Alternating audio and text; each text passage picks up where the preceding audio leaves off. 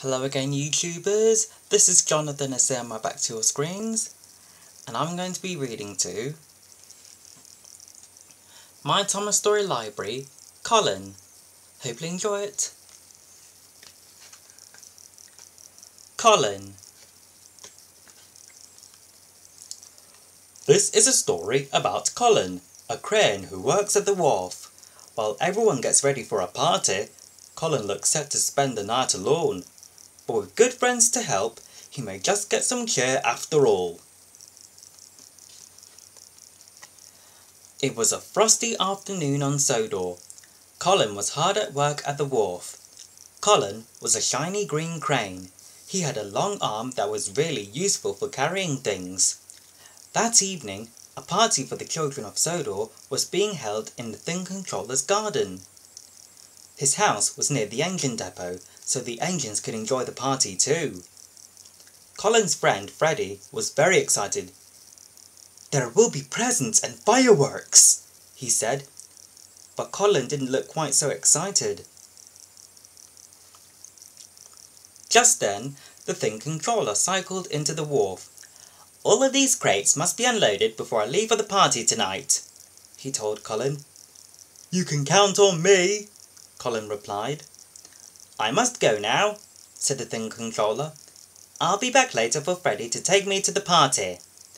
The Thing Controller rode away on his bicycle. "It'll be the best party ever," Freddie peeped. Colin still didn't look excited. He couldn't go to the party. He had to stay at the wharf. He didn't have wheels like the engines. "I've never been to a party," Colin sighed. Freddie felt sorry for his friend. Then suddenly, he had an idea. "If I move the party to the wharf," Freddie thought, "Colin can have his first surprise party." Freddie steamed out of the wharf to put his exciting plan into action. Freddie's first job was to find the Thing Controller. On his way, he pulled up by Peter, Sam and Rusty. Peter Sam was pulling a flatbed filled with crates. The crates had lots of colourful lights and presents on top. Rusty was pulling another flatbed. It was piled high with boxes of fireworks. "We're taking the cargo to the Thing Controller's house," Rusty told Freddie, "for the party." "The party is now at the wharf," puffed Freddie. "I'll take your flatbeds back there. Will you tell the other engines?" Peter, Sam and Rusty were very surprised, but they agreed to help. By the time Freddie had jumped back into the wharf with the flatbeds, the snow had settled on the ground. "Please leave this cargo here until I come back," he told Freddie. Colin was puzzled. "Doesn't the Thing Controller need the cargo for his party?" he thought.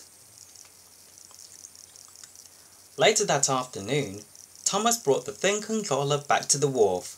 When he saw the presents, lights and fireworks, he was very cross. "They should be at my house for the party!" the Thing Controller shouted. "Colin, load them onto the barge!" Colin didn't want to get Freddie into trouble, so he kept quiet. He carefully loaded all of the cargo onto the barge. When he had finished, the barge set off down the canal towards the Thing Controller's house. Freddie steamed all over Sodor. He couldn't find the Thing Controller anywhere. Snow was falling heavily, and it was getting late. He still hadn't asked if he could move the party. When Freddie finally splattered back into the wharf, he was very tired. Colin was waiting for his friend. He told him all about the Thing Controller's visit. He asked me to send the party cargo down the canal," Colin said. "So, it's all done." Colin was very pleased. But Freddie wasn't pleased at all. The children would be arriving at the Thing Controller's house in half an hour. There was nothing for the party there, and there was nothing at the wharf. Freddie felt terrible. "Which way did the barge go?" he asked Colin. Colin pointed his long crane arm down the canal, and Freddie steamed off to find the barge. The Thing Controller was very cross when Freddy finally pulled up next to him. Where have you been, Freddy? He snapped. Freddy told him about his idea to move the party to the wharf. I'm so sorry, sir, he sniffed. The Thing Controller was quiet for a few moments.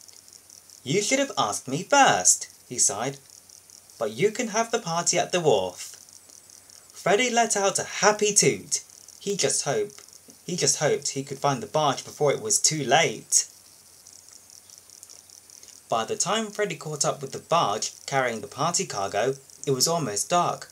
Stop! He called to the bargeman. Please turn the barge around and go back to Colin. The party's now at the wharf. The bargeman was very surprised, but he quickly stopped the barge. Then Freddy headed back to find Colin. It was time he told his friend what was going on. When Freddy pulled into the wharf, Colin had just finished his work for the day. Have I got a story to tell you? puffed Freddy. He began to tell Colin all about his party plans.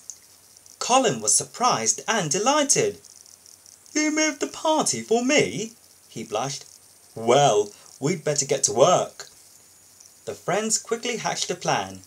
Freddy steamed off to collect the children while Colin waited for the barge to arrive with the cargo. He had some unloading to do. Colin moved the cargo in record time. When Freddy arrived with the children, everyone gasped.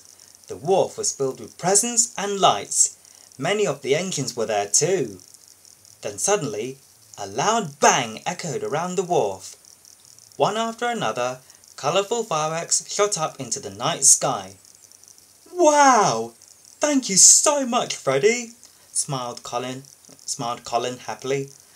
I'll never forget my first party. The engines whistled and the children cheered. It was the best party ever. Well, I hope you enjoyed this video. I'll see you later. Until next time, bye.